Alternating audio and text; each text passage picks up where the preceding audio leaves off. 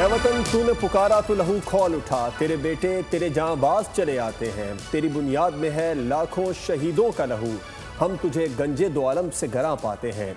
आज से 60 बरस कबल हमारे अजली और बुज़दिल दुश्मन भारत ने हमारी सरहदों पर हमला करके ये ख्वाब देखा था कि वो पाकिस्तान में आएगा और उनके फौजियों का प्लान ये था कि यहाँ पर आके चाय पिएंगे। चाय पिलाने का ख्वाब तो हमने उनका पूरा कर दिया, लेकिन उस वक्त वो इस भूल में था कि हमारे फौजी जवान शायद सरहदों पर मौजूद नहीं है। सरहदों पर चाको चौबन चौकन्ना हमारे जवानों ने वतन का ऐसा दिफा किया था कि आज से 60 बरस बाद भी दुश्मन अपने जख्म चाट रहा है। और हमने मारूफ बिल्कुल सन 65 सितंबर सुना था, लेकिन हमने मई 2025 देखा। वही रिवायत बरकरार रही, रात की तारीकी में भारत आया और फिर अपने जख्म चाटता हुआ हमारे जवानों के जवाब से वापस पलटा। बिल्कुल, और बीइंग अ मुस्लिम हमारा तो ये अकीदा है कि वतन अजीज़ के लिए जान का नजराना पेश करने वाले कभी मरते नहीं हैं, हमेशा जिंदा रहते हैं। इस पर कुरान पाक क्या खूब फरमाता है कि वला तक़ूलू लिमन युक़तलू फ़ी सबीलिल्लाहि अमवात बल अहयाउन इंद रब्बिहिम युरज़क़ून।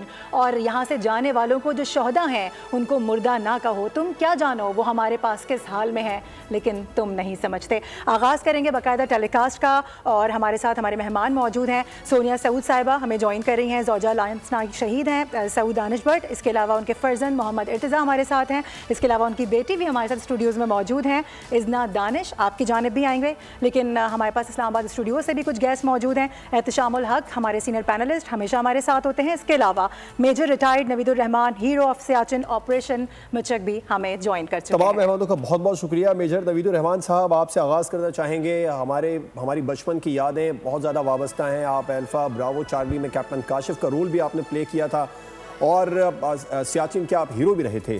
तो एक तो थोड़ा सा सियाचिन के महाज के बारे में हमें बताइएगा, कैसा जोश था, जज्बा था जब वो वाक़या पेश आया था। फिर इसके अलावा जंग सितंबर हो या ये जो अभी हमने मई की जंग देखी है 10 मई 2025 में, इस तरह के दिन आर्मी में कितनी बड़ी मोटिवेशन का रोल प्ले करें।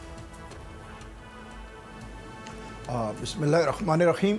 आपको ये पता है कि हमारी मुसल्लह फ़ौज 78 से हालत जंग में है। जब रशियन एवोल्यूशन अफ़गानिस्तान में हुई थी और आज तक आप देख लें हमने कितने अपने नौजवानों की कुर्बानियाँ दी।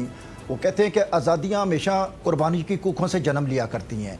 और यहाँ आप देखें 3 दिन बाद में एक बच्चे की शादी थी कप्तान की, वो शहीद हो गया जिसका मुझे कार्ड भी मिला हुआ था।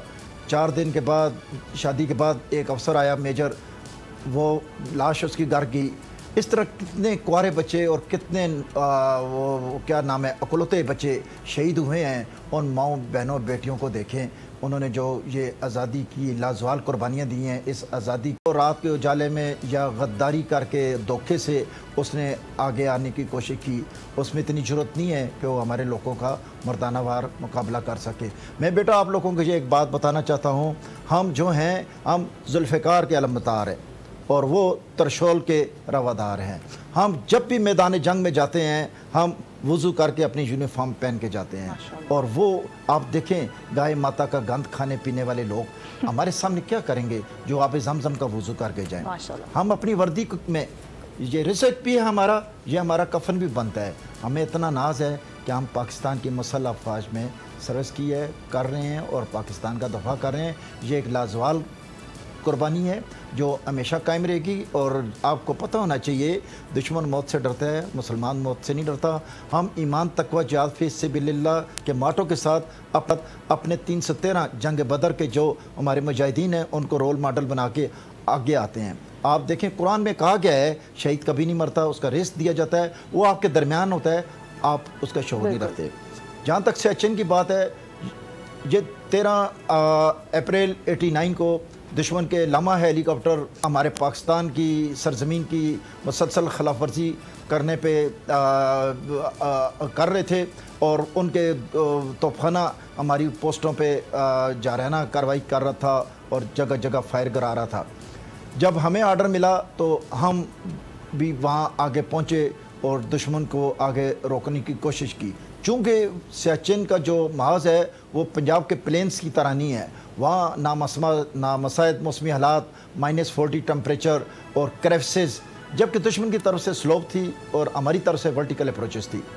और फिर हमने दुश्मन का एक मैसेज पकड़ लिया था, वायरलेस सिग्नल मैसेज, जिसमें दुश्मन बार बार अपने हेडक्वार्टर को से नीचे अंडर कमांड यूनिटों को मैसेज पास कर रहा था, हमें ज़ुबैदा और नसरीन को फ़ोटो भेजें जो लड़के वाले को दिखाने हैं। जब हमारे जरखेज़ दिमाग लोगों ने इस मैसेज का नतीजा निकाला तो वो चुमक सेक्टर में एक 2 पोस्टें थी जिन पे वो कब्ज़ा करने की कोशिश कर रहा था और उनका हेडक्वार्टर उनके फ़ोटो मांग रहा था जो कि वो लड़के वाले को दिखाने, यानी कि हेडक्वार्टर को दिखाने हैं।